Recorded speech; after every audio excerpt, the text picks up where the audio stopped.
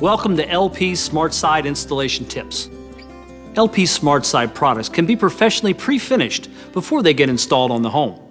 When handling pre-finished products, you will want to use caution as to not damage the finished surfaces. You will have a few preferred methods of butt joint treatment to choose from. These practices will help control water runoff and house wrap exposure to the sun. Let's discuss the 3 preferred ways to treat expansion joints when installing LP SmartSide pre-finished lap siding. The first and most common method would be to caulk the joints. When 2 pieces of lap siding are installed with the required 3/16 of an inch spacing, you can simply caulk that spacing with an ASTM C920 Class 25 or higher sealant.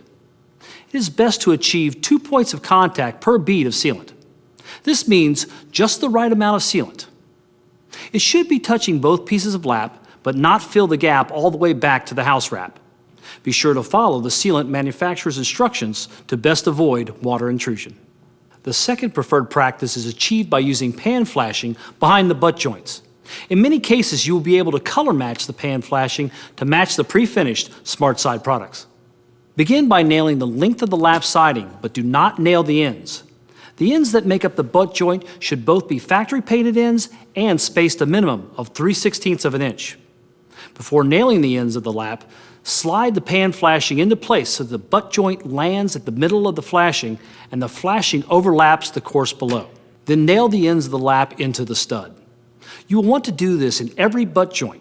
The third preferred method of butt joint treatment for pre-finished lap siding is by using a joint molding or H-clip. Fasten the length of the lap, but do not fasten the ends of the boards.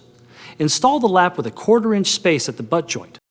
Then carefully slide your joint molding into place until the bottom is flush with the bottom of the siding. Once the joint molding is in place, fasten the ends of both lap boards to the stud.